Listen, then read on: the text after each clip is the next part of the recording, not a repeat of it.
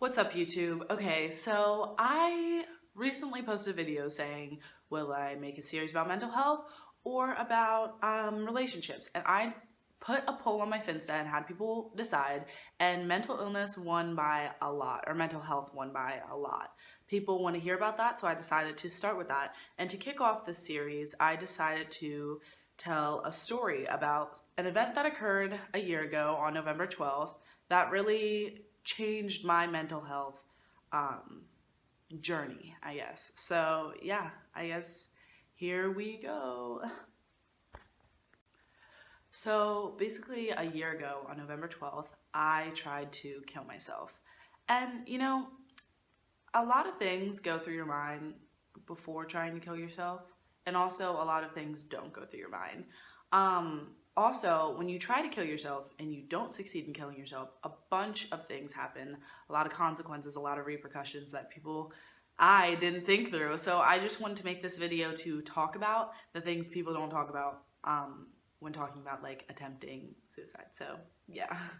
Okay, so basically to kick off, I want to talk about how much physical and emotional pain you'll be in if it doesn't work.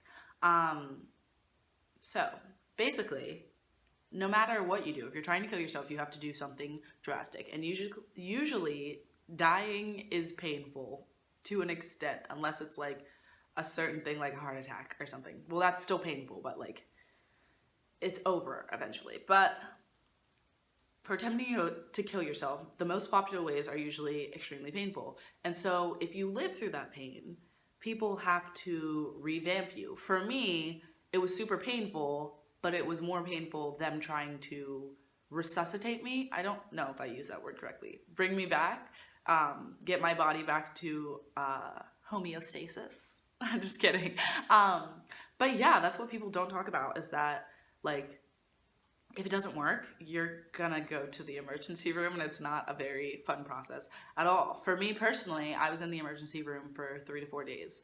Also, I'm not gonna say what I did because I think that's mad triggering for hella people struggling, and I just don't feel the need to. But anyways, on to point 2. I know when you're depressed and going through a lot, you don't really realize how much you impact others. I know for me, I really thought everyone would be better off without me. I still sometimes think that. But when I woke up in the hospital, hearing like my dad cry and my mom like be super upset and my sisters be upset and just like so many people feeling some type of way, it really changed my perspective. Like, although I do think I'm such a burden, maybe I'm like good in some ways. I don't know. So yeah, those are the 2 main things I wanted to talk about, of things people don't talk about when talking about surviving a suicide attempt. But now I want to talk about what's happened in the last year, because when I upload this today, it will be a year since I tried to kill myself. And I just want to talk about this year and how it's been. So basically, I still struggle immensely. I think about killing myself a lot. It's kind of just a part of my disorders, my illnesses, and I will make a whole video on like my diagnosis and what is going on up here. But for me, I still struggle in that field. I get suicidal. I feel these depression symptoms that like just feel overwhelming, along with a bunch of other symptoms for my other things. But honestly, the thing that's kept me alive is just everything that's happened in the last year.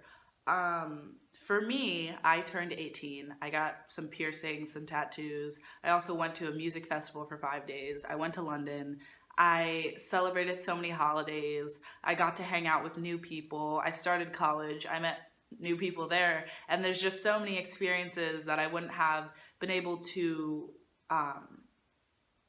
partake in if I wasn't alive. So that's something that keeps me going. However, there are points where I'm like, it's not really worth the fight anymore.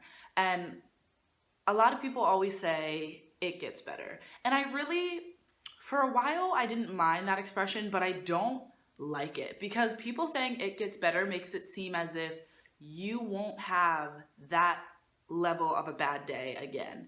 And I think with recovery, you're constantly going through a cycle of ups and downs, and you will hit really low points.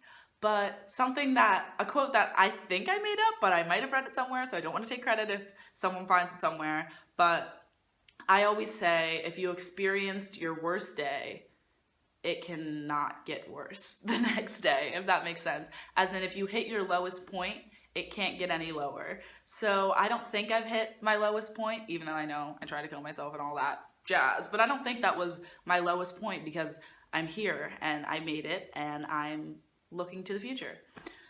So yeah. So basically, the reason I'm making this video is, one, I want to start the conversation about mental health. Two, I don't want people to have the stigma of people who are suicidal as like these people who like never have any joy, or like they're just always down, and like, I don't know. I want to talk more about like suicide and all that in future videos, but for this video, I just want to get the conversation started and talk about things people don't talk about when talking about suicide. And I also want to talk about why you shouldn't kill yourself. Just so you know, the message of this video was, do not try to kill yourself. It's not worth it, honestly. I love you. People love you. I would be sad if I found out anyone that I talked to tried to kill themselves. I'd be sad if I found out even people I didn't talk to tried to kill themselves. I just think that's such a sad way to go down, but I do understand emotional pain can be merciless. So I get it, I do, but I do want to say, like, please don't. Like, if you need to talk, I'm here. My ears are always open. My DMs are always open. Hey, sexy girls and guys, my DMs are always open. No, I'm kidding. But if you really ever need to talk, just know I'm here to talk. And also, seek help. I know a lot of people say that you can't do this journey alone. Like, if you want to get better, you have to, like, try to get better or some shit like that. But honestly, going to therapy has changed the game for me, because on my lowest days, I know I can talk to someone about it. And also just knowing your supports. For the longest time, I kept all my emotions bottled up, but now that my family knows, I can talk to like my sister about it, and she settles me down, and it's just really nice to have that support. So seek help, go to therapy, don't kill yourself. I'm sorry. I do this thing. I think it's a coping mechanism or a defense mechanism, but I laugh when I talk about like super dark things. So just know that for future videos. But yeah, that's really all I have to say on the matter. If you enjoyed this video, give it a thumbs up. If you have any mental health idea or topics you want me to talk about, comment them down below. And basically, that's me. I love you, and don't die. Bye, guys.